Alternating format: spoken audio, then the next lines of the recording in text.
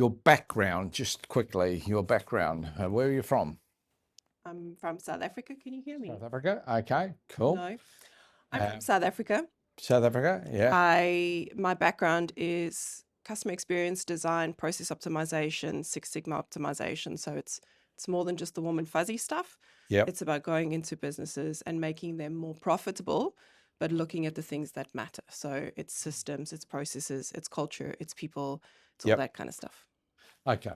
So Odette's a client of mine, and I'd like you to explain, if you would, a case study without going and identifying them of how some client retention strategies have impacted repeat business.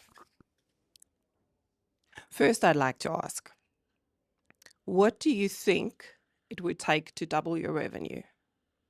Anyone? Good question. What would it take to double your revenue? More work, more clients, Yeah. higher Higher margins. margin. Spend on existing clients? Yes. So in terms of client experience design, when we want to grow our businesses, people spend money on marketing. They throw people at it, or they look at what they already have. Sometimes what I already have means, do you want fries with that? Yep. That's useful, but it's not bulletproof, because if you make the sale and after the sale your clients experience something that's negative, they leave. So when Peter talks about client experience, many of you have said service. If service is what you're providing, then you might as well just close shop, because service is the bare minimum and that's what you get paid for. Experience is what gets them coming back. Client experience is about, once you've got the marketing that works and they've given you their credit card or they've paid the invoice, what happens next? Yep. Client experience is a feeling more than anything else, and it's a curated feeling. And it's determined by the way that you show up. So you were saying that, are you smiling? Yeah. Did you train your team? Those are all things that impact the client experience. But it's also about the processes, the systems, the procedures that sit in the back end that either make it easier or make it harder. So we've got an insurance broker in the room. I worked with an insurer who had high churn. So most people have high churn in their business. Yep. By implementing client experience design processes that were strategic for that business, we more than doubled their renewals annually. So we had actually a 300% increase in renewal. 300. 300. And it wasn't even like over like a 3-year period. It was over a 60-day period, because we were specific about how we dealt with those clients. So when you've got client churn, you are spending more on marketing and advertising, and you're throwing people at it. But when you're not thinking about how your client is experiencing your business, they leave. What are the things you think about? Frustrated experiences. Has anyone shopped anything from Spotlight? Yeah. Has it Yep. been any good? That sucks. Yeah. Like if I think Spotlight and Bunnings is up there in the same place that I just don't want to go. When people think about your business and they go, oh, no thanks, that's when you leave them. And if they feel like no thank you, then they are telling everyone else no thank you. So, sorry. So what are the things you need to do? Who here says, Dear Odette? Who personalizes their emails? Yeah, most of you. That's not personalization. That's putting stuff in a CRM. Personalization, to your point earlier, I think Australia is the only place that does chips and soft serve, by the way. I don't think other people do that. It's weird.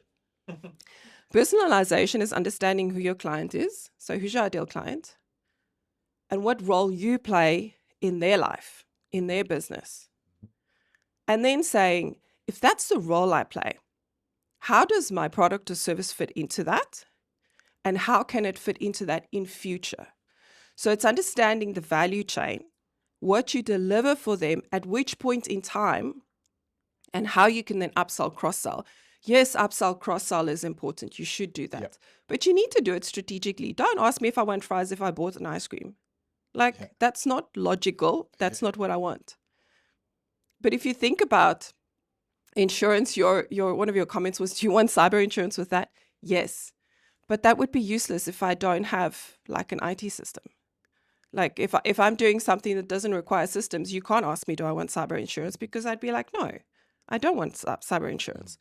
Your job is to understand your customer better than you understand yourself.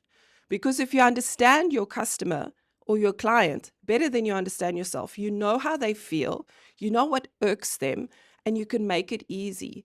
This thing that's up there, it's about making it easy for them. The easier you make it for them, the better they feel about it. And if you make it hard and frustrating and it just sucks working with you or your team, they don't come back. Customer experience isn't rocket science. It's thinking about what would you want. And it's about, I see many businesses do NPS, Net Promoter Score, would you recommend us on a scale of 0 to 10? Everyone does it and then do nothing with it. That's not the only thing you should be measuring. What's your customer lifetime value? Are you delivering on the promise? What happens after I bought something? Do you communicate with me? Are you actually just sending me an email to say, thanks, you are now on our list and we will be spamming you by my stuff? Yep. Because if you're doing that, you don't understand your client. Then you're offering things that they don't need, or you're offering them things that they need, but at the wrong time. So it's not just about knowing that you can upsell or what you can upsell. You have to understand when you can upsell. When is the most appropriate time to do it? In my experience, the best businesses that has the best client experiences are the ones who care about their clients. If you don't care about your client at the core, and I don't care what kind of business, engineering, construction, it doesn't matter, because behind that business is a person that has feelings. And when they feel positively about your business, they will buy from you again. So customer experience is simple. The way I feel about your business influences what I think and my perception of your business. And that perception influences what I do. So if I feel negatively, I feel frustrated, I feel like I'm just another number, I perceive your business to not care, therefore I leave. But if I feel like you care about me, now I look at you in a different perspective. Think about all of your frenemies that you've had growing up. The people who were friends, you were like, they can do no wrong. Even when they do, you're like, oh, it's okay. Yep. But the people that you know didn't care about you, you were like, oh, I actually can't. And they said the wrong thing and they actually didn't even mean to, but now you crucify them. It's the same with your customers.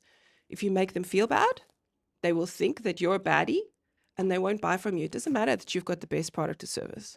It doesn't matter that you've got the best price. None of those things matter, because we're in a world where I can buy anything from anywhere. I don't Yep. even have to be in the state Yep. to buy it.